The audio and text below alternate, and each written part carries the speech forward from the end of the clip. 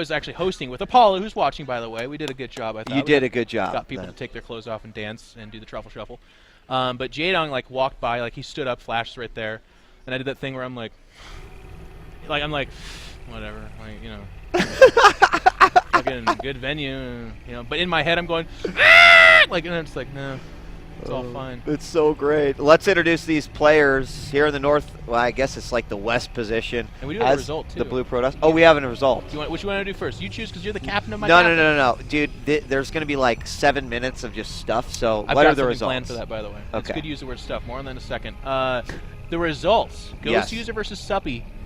Ghost User from Team Millennium, training at that training house in Europe, did conclude with a 3-1 win. So hold on, can I get confirmation that is Ghost User also using that new mouse, or did he get his old mouse to work? He is using the new. So not only nerd baller. Yeah, not only the 3-1 victory, but also this morning he was having problems with his mouse and had to switch today. So he's using actually. He is using. What is it? Is it the Sensei from Steel Series? It is. He switched to the Sensei and started winning more? Yeah. I could not imagine why. What is that he's drinking? Well, no, I'm just kidding. I turned the Sensei over. I saw he had his name Ghost User in there, and Did he actually? No, I'm just kidding. Right, damn it, I ruined that story. Let's let me introduce the players now.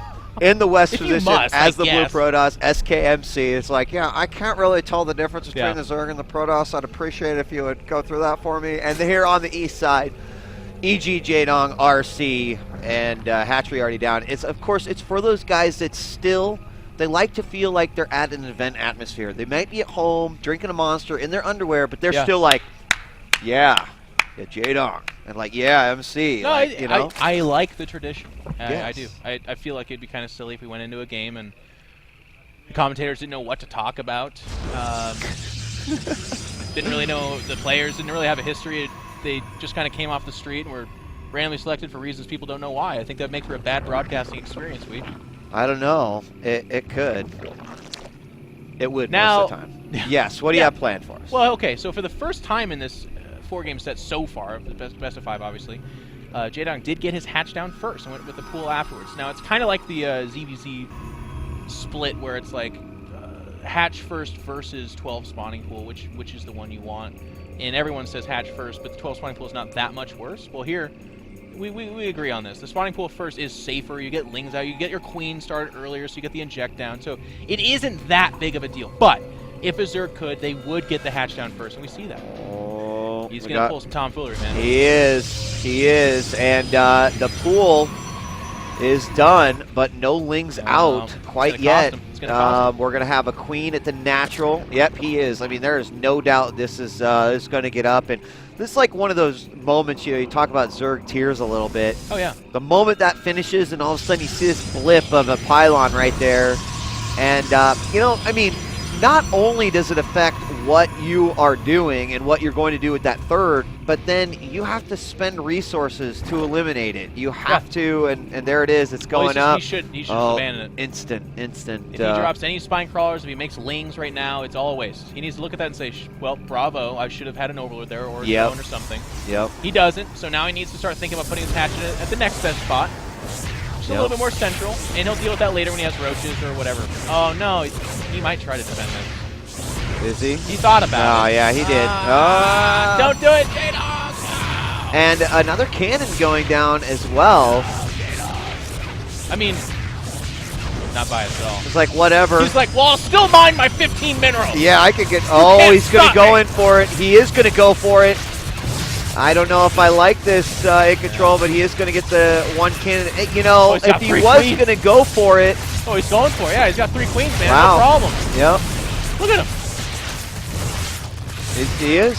On this day, Jeff learned to, trust the Jaedong. Trust the Dom. Oh, pull it back. Oh! A little late on that last queen pull, but he is going to clean this up. Now... It's still good for the Protoss. There's 3 cannons. He gets the Chrono Boost probes out that entire time. Loses a pylon, gets a queen, gets some lings. And most importantly, I would say of that, I think the queen should have got out of there, so I think that does become the most important thing. But minus the queen mistake, it's the fact that he spent very early larva on lings that are now completely useless. He doesn't care to have these 10 slow lings or whatever it is. Yeah, and what can you do with it? He could just kind of like guard this front, you know, and he does have access to, you know, guard that third. Yeah. But once the army's there, you know, again, the Lings are just not going to be that great against those zealots that get thrown down there. But I am surprised he did save that. About 661 hit points left on there. Yeah. And I thought the positioning was going to make it too strong. There's no back door. The cannons were occupying the space in the mineral, so there's like 3 Lings at a time hitting the cannon that was backed up by another one. Yeah. But the Queens adding their ranged attack behind it were enough. I can't even believe the Queens made it that far. That seems like forever and a day to walk for them. It's a crotchety walk. It's a crotchety walk that they have. Now, let's talk a little bit about where MC is and in relation to this third base, because you know the bane of a Protoss can of course be that third base. An Abyssal, you have this base here, but of course only one Vespene, and then you've got this, which is the normal base, but it is just like such a huge distance in between. You think that's going to affect MC's decision to, you know, with what he's going to go for? You're exactly right for pointing this out. I mean, one of the reasons why Zerg players selected this map is because while that third's not as vulnerable as it would be on, like, let's say an Atlantis spaceship, it puts the Protoss in a position where, let's say they force field off a southern attack coming up that ramp. Or worse yet, they force field off an attack coming down the ramp that's joined with their natural. Well, now they don't have access to defend the front of their natural, and the Zerg can just swing his efforts over there and attack there. So it's the fact that there's 2 entry points that make this a very problematic situation. But it also comes down to playstyle. We do see +1 range attack, speed across the board here for the Zerg. So everything's showing to be that style that Stefano made famous by cracking Protosses with just pure Roach. But we've seen that from him before. He kind of poked and prodded and then took a 4th and went to Infestors behind as well. And, you know, with the amount of sentries that he's got out, building that energy, Blink is nearing completion. 2 more gateways coming in here as well. Just going to expect an attack. Too bad speed. There we go. Blink's going to finish just in time. Is it? No. Not for him. Yeah. Not for that guy. It's like, oh. He would have gotten like I don't know how stalkers get the message. Maybe it's like a text on their personal phone. I think it is. Well. It is. A little vibrate in his pocket as he dies. And here we've got shadows. Now the Overseer's going to be able to go in here and get some good information. He knows the first gateway's out there. Meanwhile, of course, this army moving forward. It's trapped. Oh no! Speed is not finished yet. Jaedong speed is coming out, but so good for MC. So many units lost. Yeah. So good for MC, and the Space Shark, of course, watches over, approves of the violence. Good job, MC. Some force fields were used there, but these sentries have been around forever, man. They've got tons of energy. Now, going up the ramp's going to be tough. If Jaedong can fight at the top of the ramp, that's good. But if he goes below the ramp, the force fields make it a very costly engagement for the Zerg. Yeah. Additional stalkers coming out, though, and those numbers with Blink are looking really, really good here for MC. Oh, MC. He's gonna flank. I love that. And we do have a little flank coming in here from the back. And he's going to try to attack from both sides, and he is going to do it. Now the force field's thrown out on the south side, but here come the additional Roaches from the back, and I think that was what he needed, at least to delay it a little bit to get a few more units out here. But he's committing to this fight on the ramp, and although he's taken out, 3 sentries maybe, he's really going to be at a loss for units when the rest of the units catch up here for MC, and there they are. We are going to see Jaedong back off here a little bit. Some Link support is about to come, but he can't just let these Roaches die while he's waiting for those Links. So here we go. Tough. There's no force fields here. Some Zealots getting warped in to kind of anchor this. But Jaedong is having a tough time dealing with that Blink. There's still so many Stalkers. The DPS is really high. The reinforcements are thinning out. This could be it. Jaedong could go down 1-3 in this opening match here on the stage. It looks like that might be the case. Well, a lot of these Stalkers are low in health. If they lack for health, they have in numbers, but as I say, they're kind of sitting. It's going to be a little bit back and forth, but there's the warp in. It's just too much Stalkers. Yeah, and there it is. I mean, I love the fact that Jaedong was trying to be very conscious about creating a flank here, especially on this one particular ramp where a flank can be really, really effective. Yeah. But I think that once he had held off the back units, maybe he should have just pulled back a little bit, and now we're just seeing so much reinforcement army come in here for MC. He's even clearing out those creep tumors that are trying to spread as well. And once the Zealots come to the front line, it's going to be done here for Jaedong, and we're going to see a 3-1 victory for MC. Yeah, it's going to go down here. Jaedong is fighting because he knows his life in this series is on the line. He's not eliminated, but This is the effort that Jaedong puts forward and it's made him a champion in years past, and will hopefully make him a champion here in StarCraft 2.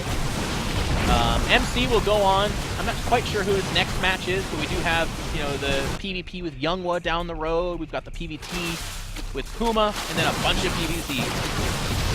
Yeah, we're going to be seeing... PvZ looks sharp, I'll tell you. Plenty of those. There we go. The Roaches try to go, kill that reinforcing pylon, and now coming back in. I mean, Jaedong is continuing the production, but having lost that third base, that's not going to be the final fight. Not going to be good. And, yep. Even Jaedong's lion heart should realize right now that it is futile. Yes. The Borg have won. Here comes everything. Bring out the drones. Women and children to the front lines. Let's do it. And then we're going to see all the drones come out. And that is going to be pretty much it as we see Blink extending the life of these stalkers well beyond. More Roaches are still coming out though.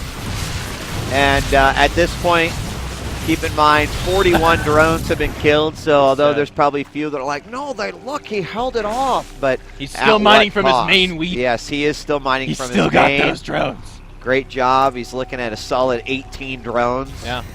You know, compared to the 50 probes. That's Here right, come the Warp Prism.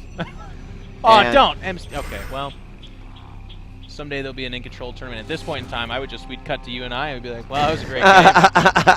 Jaedong put up quite the effort there at the end of that. It was really good. The in-control tournament, I love it. Yeah, there's actually no one else I've casted with more than Jeff who's like, oh, there it is, GG. Who's like, okay,